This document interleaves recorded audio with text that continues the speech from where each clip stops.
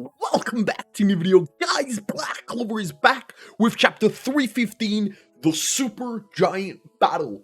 Now, I don't know about you, but these giant mech fights are actually really fun chapters. Like, it's crazy because I don't really enjoy mech battle animes. Like, the only one I can remember off the top of my head that was actually fun to watch was Darling in the Franxx. But with that being said, Black Clover returns with chapter 315, and it's honestly a banger. Remember, guys, this is the last chapter of 2021. The next chapter comes out in issue 2 of Japan in December of 2021.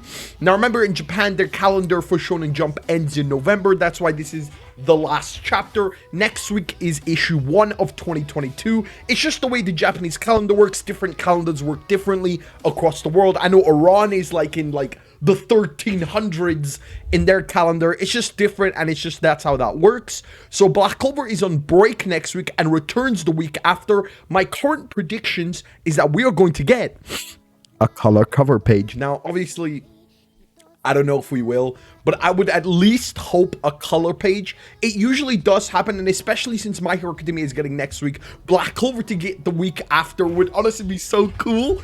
So I'm really hoping we do get a color page, or at least a cover page for chapter 316 in 2 weeks. But with that being said, guys, don't forget to like the video, subscribe, notifications on, click the bell icon, and let's just jump straight into Black Clover chapter 315, The Black Ronin.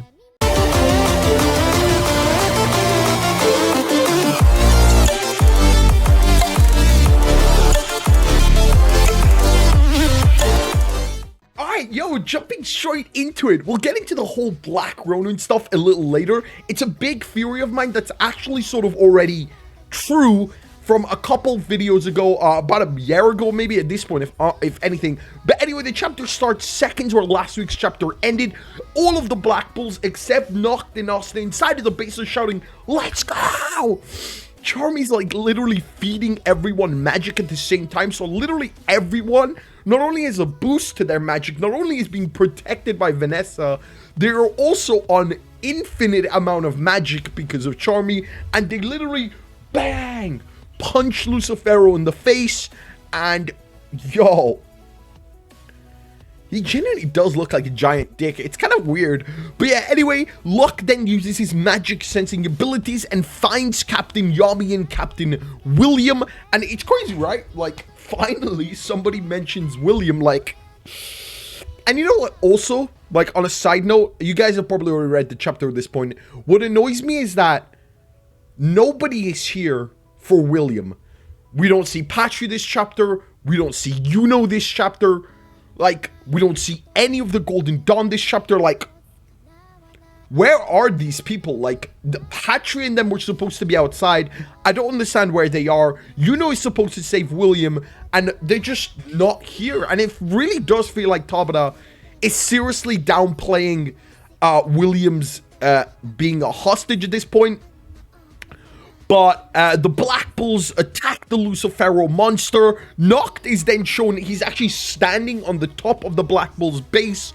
He talks about how Lucifero is trying to manifest himself into this world through possession of this giant monster. And while this is all happening, Yami and William are the core of it.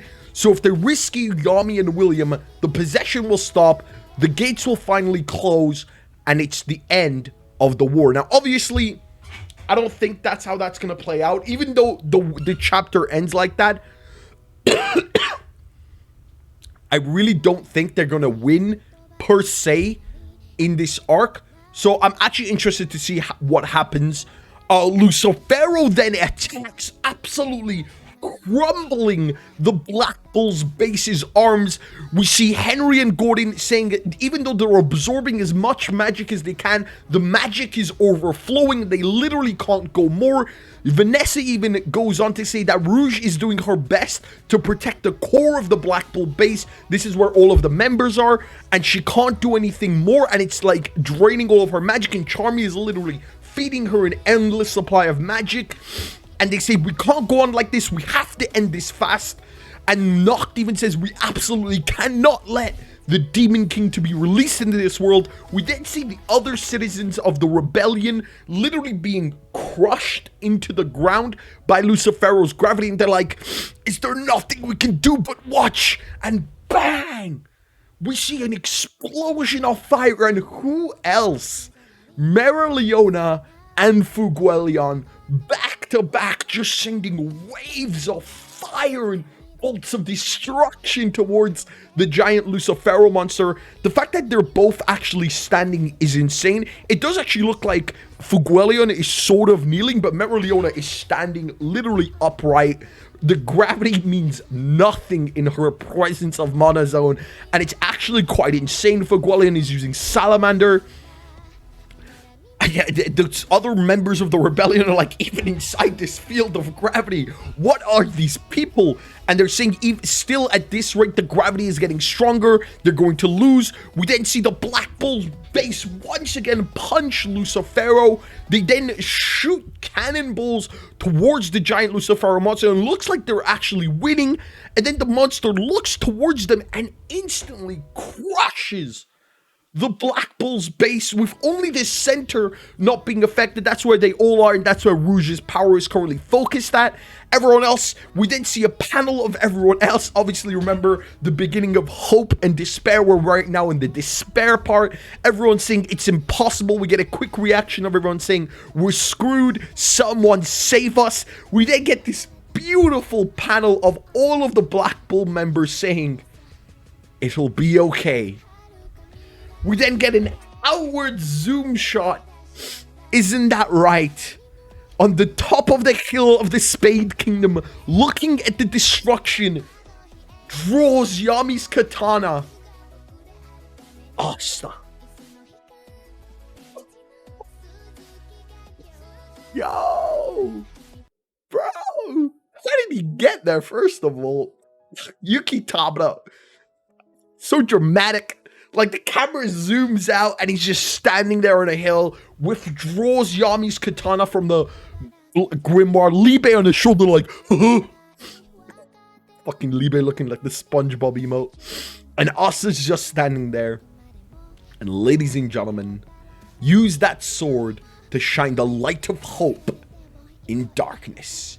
We are going to get Devil Union. Woo! Now, why did I name this video Black Ronin? Well, for most of you that don't know, in Japan, samurais are a big thing. And samurais without a master are called Ronin. So, the first time we see Asta's Devil Union transformation, the title of the chapter is called Black Guardian. Now, then he's using the Demon Slayer sword. This time, he withdraws Yami's katana. Now, this has been a long theory overdue that the Devil Union transformation changes looks based on what sword he uses to activate its power.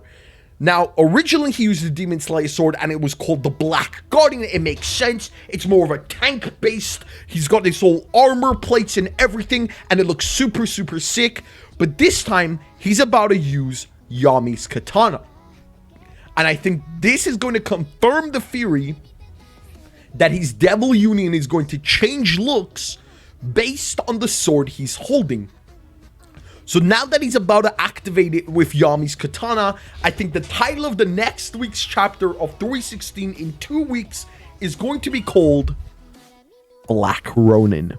It could just be called Black Samurai, but I mean, Ronin would be cooler. It might be called Black Samurai now, and then change to Black Ronin if Yami dies. I feel like that would be really cool. But the theory does also make sense, because it wouldn't be cool if Asta only gets one Devil Union transformation throughout the whole series. So I definitely expect his Devil Union transformations to change based on the sword he's holding. It does make perfect sense. I'm excited for what happens in the next chapter. It's gonna be super cool. But holy shit. Tabata is dramatic as fuck. The camera zoom, he's just standing there on the mountain. Like, how did he even get there? What?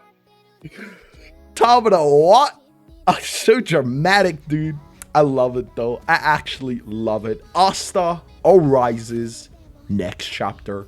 If you enjoyed this video, don't forget to leave a like, comment, and subscribe. I have a range of Black Clover videos coming out in the next week, so if you enjoy these videos, be sure to click the bell. Be sure to like this video if you've made it this far, and thank you all so much for every single one of you. Peace.